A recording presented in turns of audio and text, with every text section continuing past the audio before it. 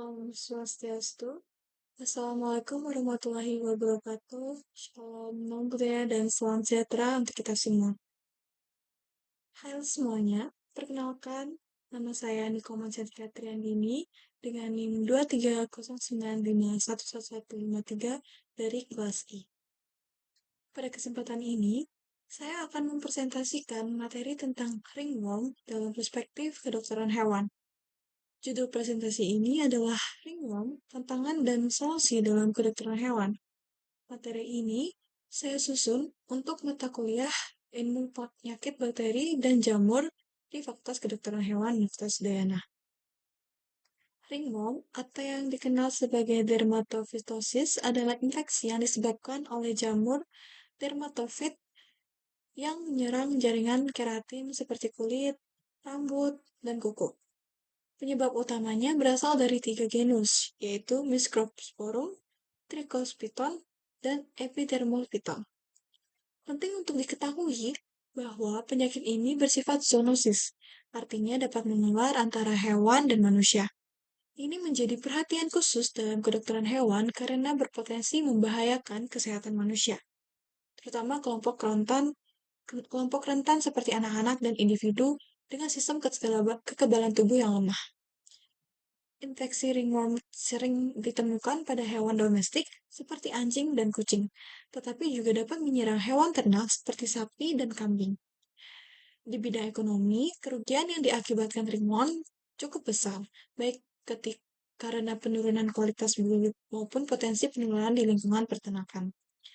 Menurut laporan WHO, prevalensi infeksi dari dermatofit ini terus meningkat, terutama di negara tropis seperti Indonesia.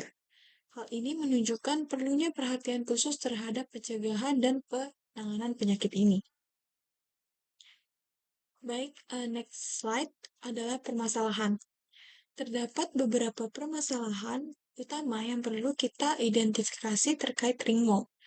Yang pertama, tingginya prevalensi pada hewan domestik. Hewan seperti anjing dan kucing memiliki risiko tinggi terinfeksi, terutama jika tidak dirawat dengan baik. Hewan liar atau yang sering berkontak dengan lingkungan kotor juga menjadi sumber penyebaran. Yang kedua, risiko zoonosis. Infeksi ini dapat dengan mudah menular ke manusia melalui kontak langsung dengan hewan yang terinfeksi atau lingkungan yang tercemar spora jamur. Hal ini meningkatkan risiko kesehatan masyarakat. Yang ketiga, kesulitan diagnosis. Gejala klinis seperti kerontokan rambut berbentuk lingkaran seringkali dianggap sebagai masalah biasa oleh pemilik hewan, sehingga diagnosis sering lambat. Selain itu, tidak semua kasus menunjukkan fluoresensi khas saat diperiksa dengan lampu Ward.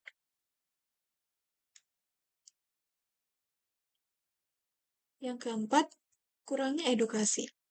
Masih banyak pemilik hewan yang belum memahami cara pencegahan maupun pengobatan dari penyakit ringworm ini. Sebagian besar hanya mengandalkan pengobatan tradisional yang belum tentu efektif. Lalu next slide adalah upaya pemecahan masalah. Untuk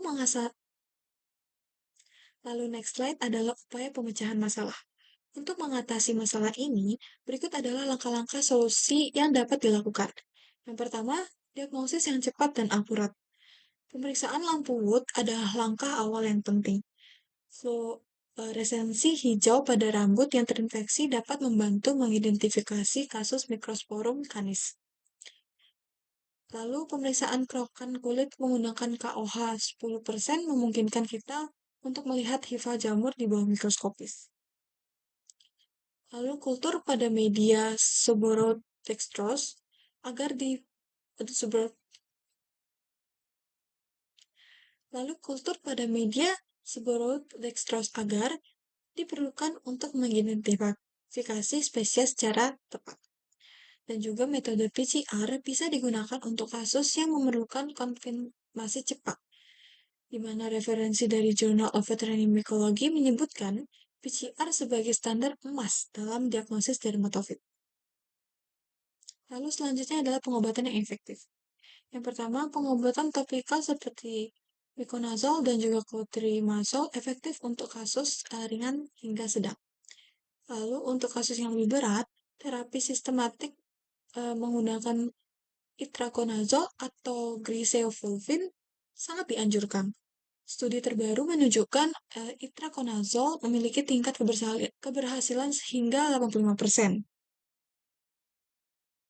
Lalu, lingkungan tempat tinggal hewan juga harus didisinfeksi secara rutin menggunakan larutan klorin atau formalin untuk mencegah infeksi dan juga penyebaran. Selanjutnya adalah pengendalian penyebaran. Isolasi hewan yang terinfeksi sangat penting untuk mencegah penularan. Dan juga edukasi kepada pemilik hewan tentang kebersihan lingkungan dan pentingnya menjaga kesehatan hewan juga menjadi langkah kunci dalam pengendalian penyakit ini. Dan juga pemakaian vaksin dermatofit, meskipun masih dalam tahap penelitian, menunjukkan potensi besar sebagai langkah pencegahan. Lalu next slide adalah kesimpulan. Dari pemaparan ini dapat disimpulkan bahwa ringworm ini adalah infeksi dermatofit yang memiliki dampak signifikan dalam dunia kedokteran hewan, di mana diagnosis yang cepat, pengobatan yang efektif, dan juga pendekatan pengendalian yang menyeluruh sangat diperlukan untuk mengatasi masalah penyakit ini. Dalam jangka panjang, edukasi kepada masyarakat dan pengembangan strategi pencegahan yang lebih baik seperti vaksinasi diharapkan dapat mengurangi dampak penyakit ini. Sebagai dokter hewan, kita memiliki tanggung jawab yang sebagai dokter hewan, kita memiliki tanggung jawab untuk mengedukasi pemilik hewan dan juga masyarakat umum untuk memastikan kesehatan hewan yang optimal dan kesejahteraan kita bersama. Next slide. Ini merupakan beberapa referensi yang saya gunakan dalam next slide. Ini merupakan referensi yang saya gunakan dalam pembuatan video ini. Baik, mungkin sekian yang bisa saya sampaikan. Mohon maaf jika dalam pemaparan materi ini masih banyak yang kurang atau tidak tepat.